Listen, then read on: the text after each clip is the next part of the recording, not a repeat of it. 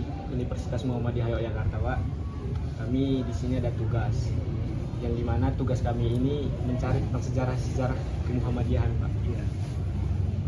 Jadi saya ingin menyampaikan beberapa pertanyaan pada Bapak.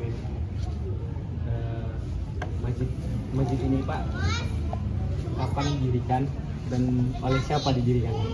Masjid Merdeka Umat Jakarta ini dibangun oleh atau didirikan oleh Sultan Hamengkubuwono yang pertama tanggal 29 Mei 1773.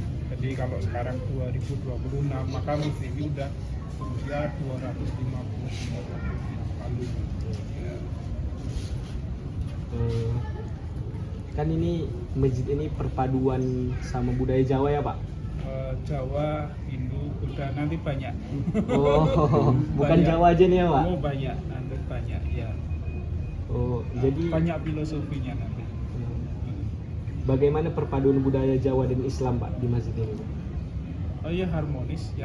Jadi dulu itu kan komunikasinya kalau nggak pakai bahasa Jawa ya bahasa Arab karena Indonesia belum lahir, terus bahasa Persatuan Indonesia juga belum lahir. Makanya nanti prasastinya itu masih dalam bentuk huruf Jawa dan huruf Arab di belakang, di pintu tengah itu. Kanan kiri itu nanti ada prasasti pembuatannya yang versi bahasa Jawa dan bahasa Arab. Berarti ini kedepannya nggak bakal direnovasi apa gimana lagi ya, Pak? Mau dikembalikan seperti dulu lagi. Dulunya emang gimana, Pak?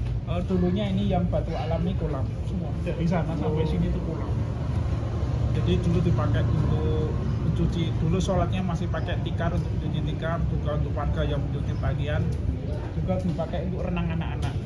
Dan sebetulnya sebelum masuk masjid itu cuci kaki dulu baru nanti wudhu.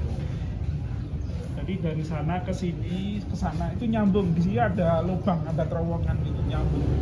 Kalau yang nggak dilewati kolam banyak. Nah nanti saya dengar-dengar ini mau dijadikan kolam lagi. Jadi fungsinya gini, kalau ini panas, kolam ini kena sinar matahari kan menguap. Terus ada udara dari luar seperti ini, masuk ke dalam membawa uap air yang di atas kolam, dalam adem. Jadi sejuk gitu ya, Jadi Pak? ya adem, jadi AC alami. Tapi kalau hubungan masjid ini dengan keraton gimana, Pak?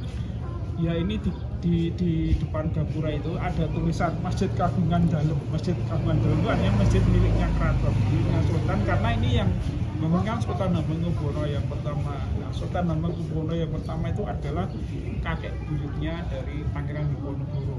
Karena Pangeran Diponegoro adalah putra dari Sultan Hamengkubuwono yang ketiga. Jadi Pangeran Diponegoro kalau panggil Sultan Hamengkubuwono itu yang buyut. Oh, Karena Sultan pertama itu masih buyutnya Pangeran Diponegoro. Cicit lah, Cicitnya ya, cucu Pak? cicit. berarti kalau ada festival-festival di sana, di masjid ini juga dipakai, Pak? Nah, karena ini masjid yang terbesar di Yogyakarta, maka kalau ada kegiatan dari keraton itu dipusatkan di sini. Jadi seperti Maulid Nabi, terus Idul Fitri, Idul Adha. Maulid Nabi itu karena ini ada gunungan, kayak gunungan dibawa dari keraton, terus sampai depan masjid didoakan oleh Pak Penghulu. Jadi minta supaya Sultan, khususnya keluarga Sultan dan umumnya masyarakat Yogyakarta itu aman, damai, sehat, sejahtera gitu. Nanti terus itu kalau dulu diperbutkan, kalau sekarang dibagi itu berupa makanan, sayuran, buah-buahan. Terutama yang dominan tuh buah-buahan sama makanan. Tapi udah kering itu, masih kering. Oh, Iya, nanti kan biar digoreng gitu. iya. Kalau buah-buahnya masih segar. Itu setahun ada 3 kali. Terus Idul Fitri atau gerebek sawah, dan Idul Adha, nanti Idul Adha itu ada gerebek besar. Kemudian yang ketiga pas Maulid Nabi itu, kelahiran Nabi. Bahkan kalau Maulid Nabi itu besok itu ada Maulid Nabi, malamnya Sultan itu kesini. Oh, Itu membagi uang, itu uang logam Rp500 dan Rp1.000 dibagikan ke masyarakat. Itu artinya Sultan sedekah kepada rakyatnya berupa uang. Nanti di sini, terus di sana ada gamelan, itu pas Maulid Nabi. Kalau yang waktu yang dekat nanti pas itu Adha atau itu umum bisa ya, Pak? Oh, umum bisa, dan itu menjadi objek wisata baik dari masyarakat Indonesia maupun masyarakat luar negeri. Tahun malah 3 kali. Masjid ini sebagai ikon lah salah satunya di Iya, Yogyakarta ya, Pak. Jakarta. Karena dekat dengan keraton, dekat dengan Malioboro gitu. Jadi banyak nanti jamaah yang mampir sholat di sini untuk kemudian melanjutkan perjalanan. Yang misalnya acara-acara besar nih, Pak. Apakah ada dari luar negeri yang berdatang ke sini juga?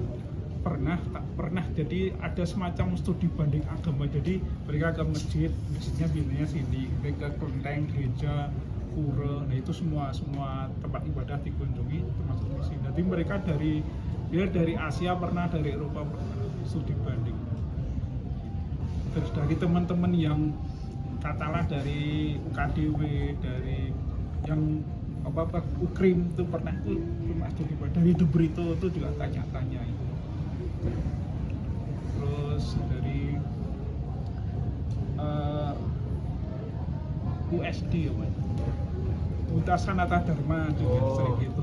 Jadi kadang-kadang nggak jurusannya apa akuntansi, tapi memang saya disuruh tugas seperti ini gitu. Manajemen masjidnya, sejarah masjidnya gitu.